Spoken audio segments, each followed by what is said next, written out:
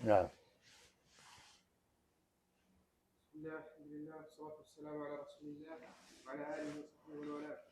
قال الإمام الشيخ محمد بن عبد الوهاب رحمه الله تعالى: المرتبة الثانية الإيمان، وهو بضع وسبعون شعبة، فأعلاها قول لا إله إلا الله، وأدناها إماطة الأذى عن الطريق والحياء شعبة من الإيمان، وأركانه ستة: وتؤمن بالله وملائكته وكتبه ورسله واليوم الآخر وبقدر خيره وشره.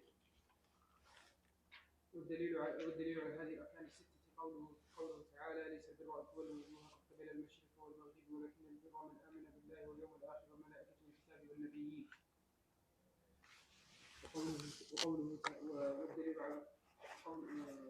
والدليل على القدر قوله تعالى: إنا كل شيء خلقناه بقدر. نعم إلى هنا المرتبة الثالثة. أي نعم عبد المجيد. بسم الله والحمد لله والصلاة والسلام على رسول الله. قال الإمام محمد بن عبد الوهاب رحمه الله تعالى: ودليل الصلاة والزكاة تفسير التوحيد قوله تعالى: وما أمروا إلا ليعبدوا الله مخلصين له الدين حنفاء ويقيموا الصلاة ويؤتوا الزكاة وذلك دين القيمة. ودليل الصيام قوله تعالى: يا أيها الذين آمنوا كتب عليكم الصيام كما كتب على الذين من قبلكم لعلكم تتقون. ودليل الحج قوله تعالى: ولله على الناس حج البيت من استطاع إليه سبيلا ومن كفر فإن الله غني عن العالمين. المرتبة الثانية الإيمان، وهو بضع وسبعون شعبة، فأعلاها قول لا إله إلا الله، وأدناها إماطة الأذى عن الطريق، والحياء شعبة من الإيمان. وأركانه ستة، وهي أن تؤمن بالله وملائكته وكتبه ورسله واليوم الآخر وبالقدر خيره وشره. والدليل على هذه الأركان الستة قوله تعالى: ليس البر أن تولوا وجوهكم قبل المشرق والمغرب ولكن البر من آمن بالله واليوم الآخر والملائكة والكتاب والنبيين. ودليل القدر قوله تعالى: إنا كل شيء خلقناه بقدر. نعم. من بعد أبا نايف.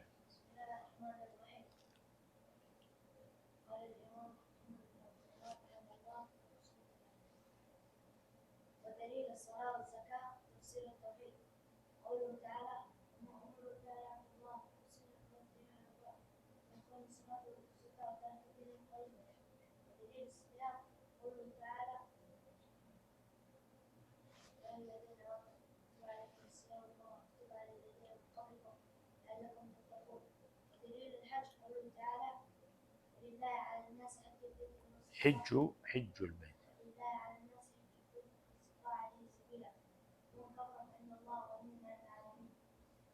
المرتبة الثانية الإيمان، وهو بضع وسبعون شعبة، وأعلاها قول لا إله إلا الله، وأدناها إماطة الأذى عن الطريق، والحياة شعبة من شعب الإيمان. وأركانه أن تؤمن بالله وملائكته وكتبه ورسله واليوم الآخر وبالقدر خيره وشره. والدليل على هذه الأركان الستة قوله تعالى: ليس البر أن تولوا وجوهكم قبل المشرق والمغرب ولكن البر من آمن بالله واليوم الآخر والملائكة والكتاب والنبيين. والدليل القدر قوله تعالى: إن كل شيء خلقناه بقدر. نعم. بسم الله الرحمن الرحيم. الحمد لله رب العالمين، وصلى الله وسلم على نبينا محمد وعلى آله وصحبه أجمعين. اللهم علمنا ما ينفعنا وانفعنا بما علمتنا وزدنا علما يا رب العالمين. سبحانك لا علم لنا إلا ما علمتنا إنك أنت العليم الحكيم. بالنسبة للحفظ ترى أنا أختار أشخاص عشان ما يعتمد الواحد، قد نختار كل واحد يكون جاهز، فنختار واحد أو اثنين، ومن وقع على الاختيار فيجب أن يسمع. شيخ لو يكون كلكم جاهزين للحفظ.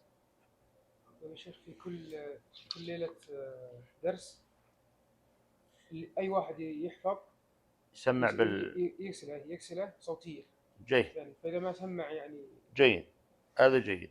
لكن أيضا أنه يكون عندنا 3 فقط، فنختار من الجميع 3. زي ما قال عبد العزيز سمعون السنة صوتية. أي جيد مع هذا، لكن تسميع الدرس لازم 3 نسمع.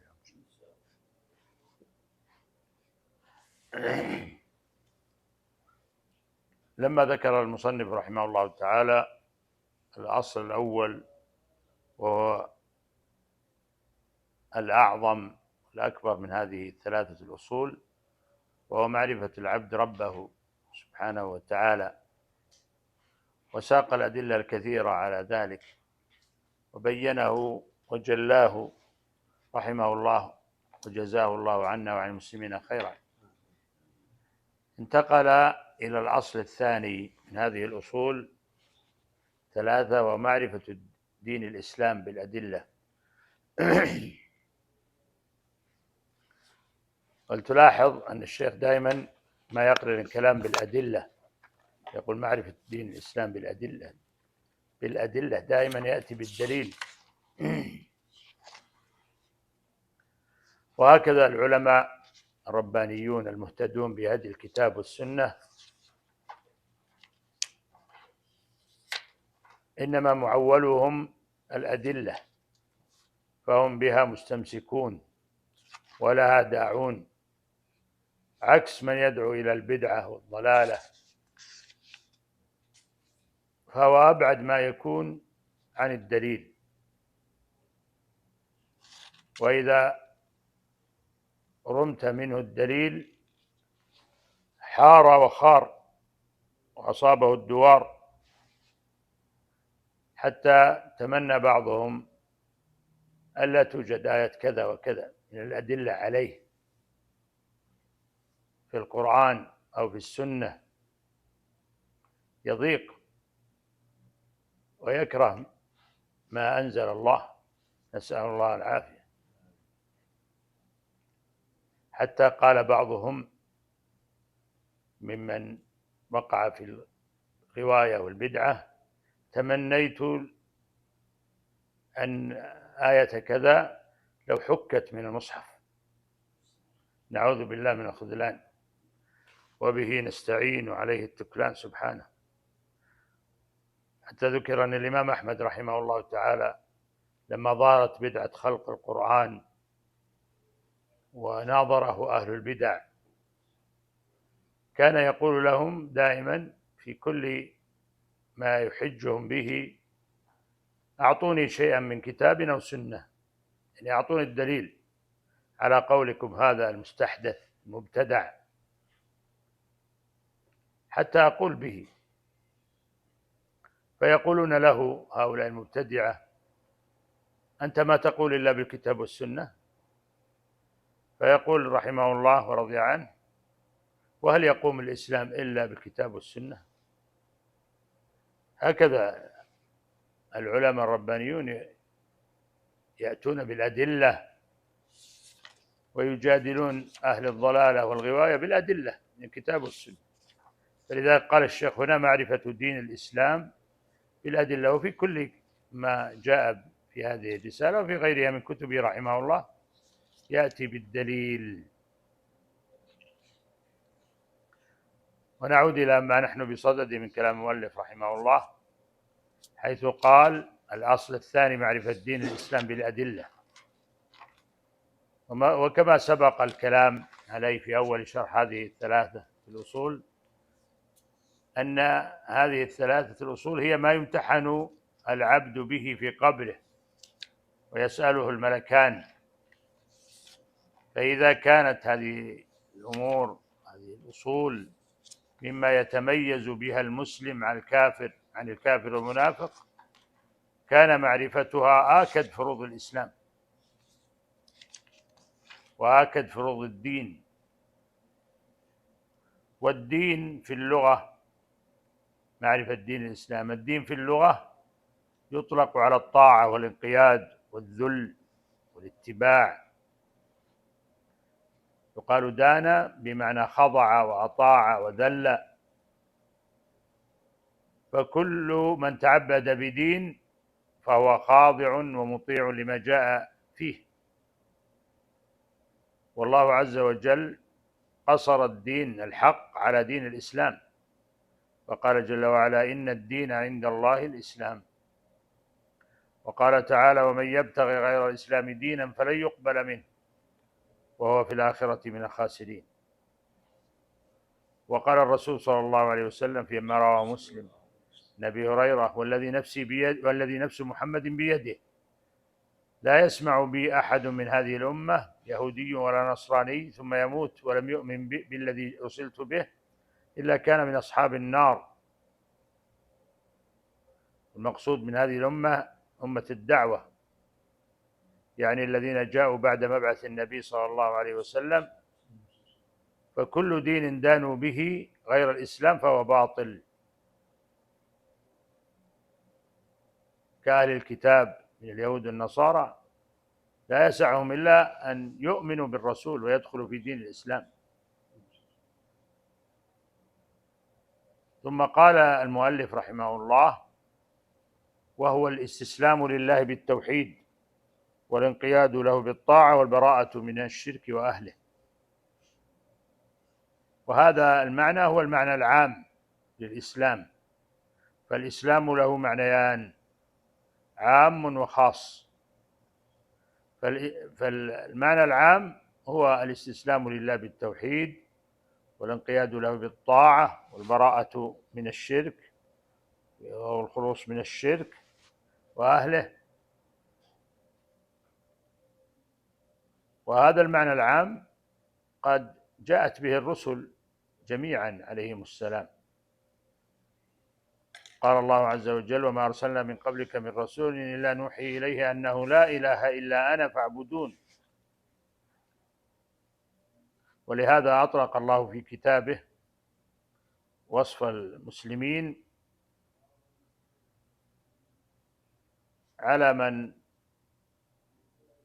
حقق هذا المعنى، وهو الاستسلام لله بالتوحيد والانقياد له بالطاعة والبراءة من الشرك، كما قال الله عز وجل عن إبراهيم وابنه إسماعيل: ربنا واجعلنا مسلمين لك ومن ذريتنا أمة مسلمة لك وأرنا مناسكنا وتب علينا إنك أنت التواب الرحيم.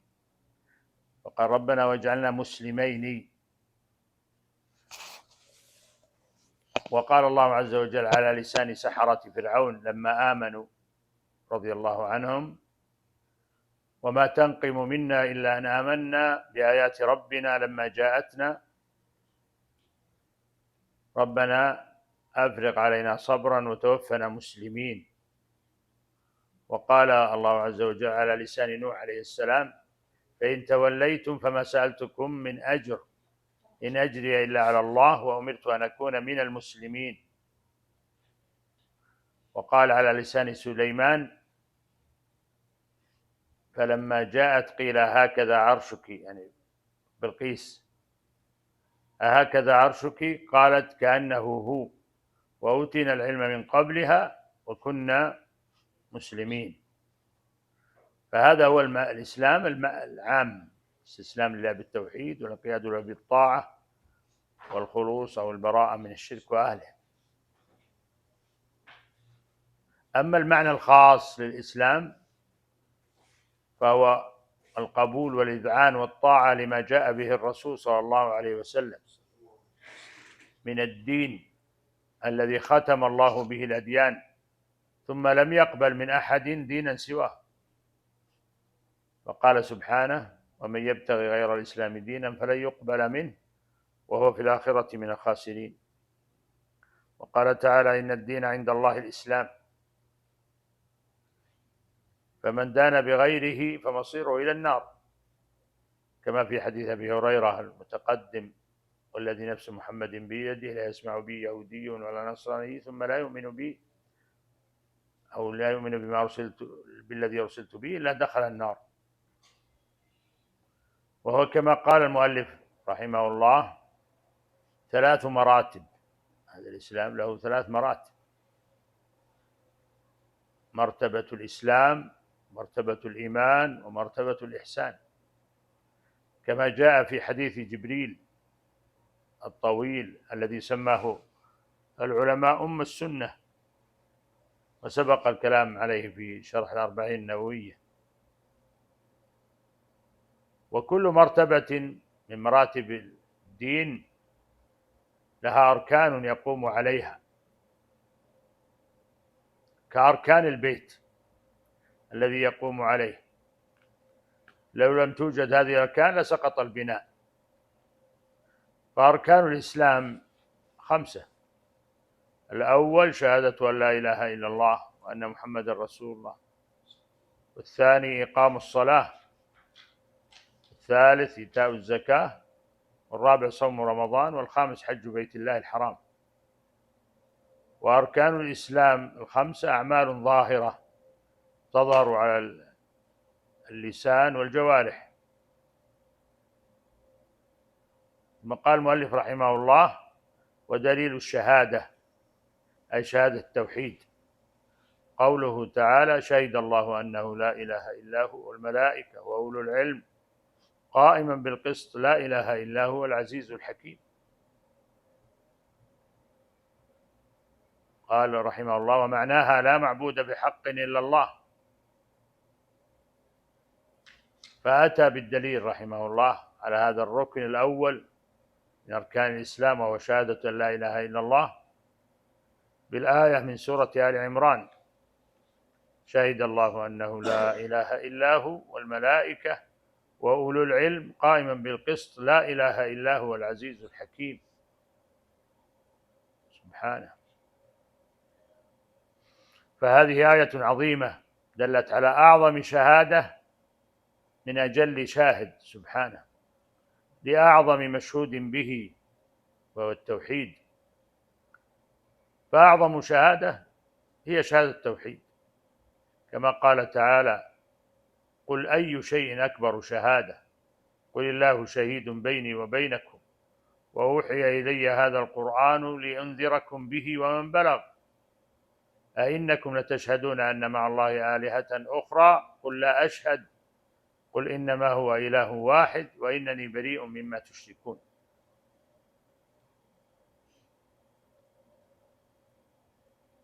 وقول الله عز وجل: شهد الله أنه لا إله إلا هو، هذه شهادة من أجل شاهد وهو الله سبحانه. ثم أشهد بعد ذلك الملائكة الكرام عليهم السلام على وحدانيته سبحانه، ثم ثلث بأولي العلم: شهد الله أنه لا إله إلا هو والملائكة وأولو العلم. المقصود بأولو العلم العلم الشرعي الذي به نور القلوب وحياتها، وفي ذلك تزكية ورفعة لأهل العلم، حيث اصطفاهم واجتباهم واختارهم من سائر الخلق للشهادة على وحدانيته سبحانه.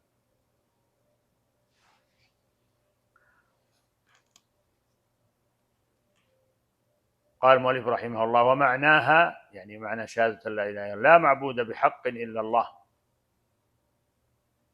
إلا الله وحده، أي هذا هو معنى شهادة لا إله إلا الله. فالإله هو المألوه المعبود، وقولنا لا إله إلا الله أي لا معبود إلا الله، لا معبود بحق إلا الله سبحانه وتعالى. ولا هنا نافية للجنس. وخبرها أين خبرها؟ لا إله. قال العلماء رحمهم الله إن خبر لا النافية للجنس في لا إله إلا الله مقدر بحق، يعني لا إله حق إلا الله، ولا يصح تقديرها بموجود، لأن هناك آلهة موجودة تعبد من دون الله، ولكنها تعبد بدون حق.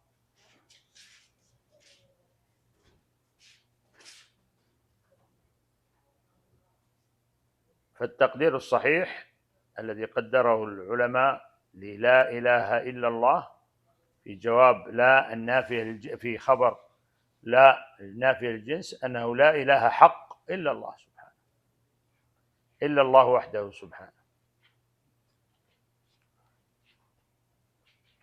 وهي جملة، وهي جملتان، جملة نافية وجملة مثبتة. فجملة النفي لا إله نفي، وجملة الإثبات إلا الله. فقولك لا إله إلا الله، لا إله تنفي ما يعبد من دون الله، وقولك إلا الله تثبت العبادة لله وحده سبحانه، كما قال المؤلف رحمه الله: ومعناها لا معبود بحق إلا الله، لا إله نافيا ما يعبد من دون الله، إلا الله مثبت العبادة لله وحده لا شريك له في عبادته، كما أنه ليس له شريك في ملكه، فهو الواحد سبحانه. قل هو الله أحد الله الصمد لم يلد ولم يولد ولم يكن له كفوا أحد. ومن فسرها بغير ذلك لا إله إلا الله فقد جانب الصواب ولم يدرك معناها على حقيقته، كمن يفسرها بأنه لا خالق ولا رازق إلا الله، فإن هذا قد آمن به المشركون الأوائل ولم يخالفوا فيه أبدا، فهم يؤمنون بأنه لا خالق ولا رازق إلا الله، كما قال الله تعالى عنهم: ولئن سألتهم من خلق السماوات والأرض سخر الشمس والقمر ليقولن الله فأنى يؤفكون. وآيات كثيرة بهذا المعنى، وهو توحيد الله في أفعاله، اللي هو توحيد الربوبية. هذا قد أقر به المشركون الأوائل، لكن الرسول صلى الله عليه وسلم لما أمرهم بتوحيد العبادة، توحيد الألوهية وتوحيد الله بأفعال العباد، قال المشركون إيش؟ أجعل الآلهة إلها واحدا إن هذا لشيء عجاب. فمن فسرها بأنه لا خالق ولا رازق ولا إلا الله فقد أخطأ، ليس هذا التفسير. وأكثر أهل البدع يفسرونها بذلك، فهم يفسرون بأنه لا خالق ولا رازق ولا محيي. هو لا شك أن الله لا خالق ولا رازق إلا هو، لكن هل معنى لا إله إلا الله؟ لا. ولذلك قال المشركون لما قال الرسول صلى الله عليه وسلم: قولوا لا إله إلا الله، قالوا: أجعل الآلهة إلها واحدا إن هذا لشيء عجاب.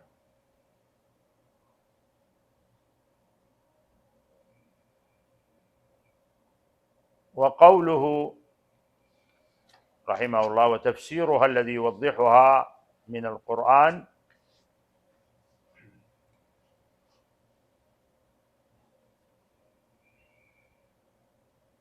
وتفسيرها الذي يوضحها قوله تعالى: وإذ قال إبراهيم لأبيه وقومه إنني براء مما تعبدون إلا الذي فطرني فإنه سيهدين، وجعلها كلمة باقية في عقبه.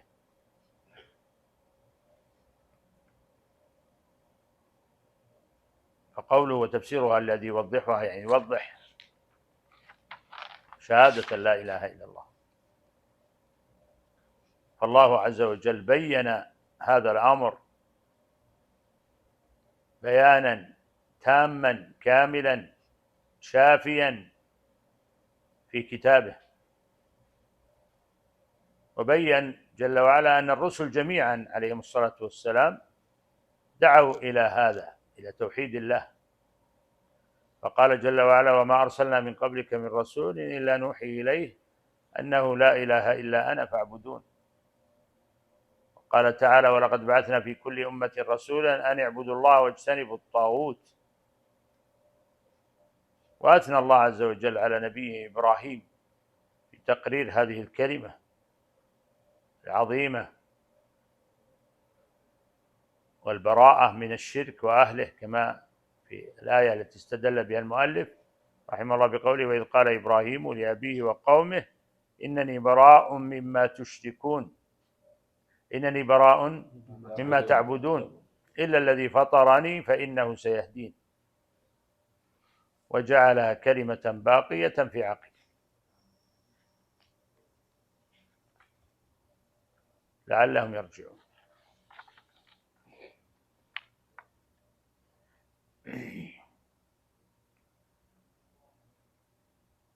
وكذلك أمر الله نبيه صلى الله عليه وسلم بتقريرها وتعظيمها والبراءة ممن خالفها، كما في آية الأنعام التي سبق ذكرها من قول الله تعالى: قل أي شيء أكبر شهادة قل الله شهيد بيني وبينكم وأوحي إلي هذا القرآن لأنذركم به ومن بلغ أئنكم لتشهدون أن مع الله آلهة أخرى قل لا أشهد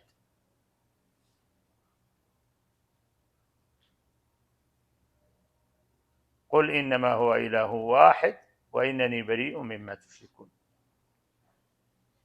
وكذلك الآية التي استدل بها المؤلف من قوله تعالى: قل يا أهل الكتاب تعالوا إلى كلمة سواء بيننا وبينكم ألا نعبد إلا الله ولا نشرك به شيئا ولا يتخذ بعضنا بعضا أربابا من دون الله فإن تولوا فقولوا اشهدوا بأننا مسلمون. فهذه الكلمة العظيمة شهادة لا إله إلا الله، شهادة التوحيد، هي التي دعا إليها الرسل جميعا.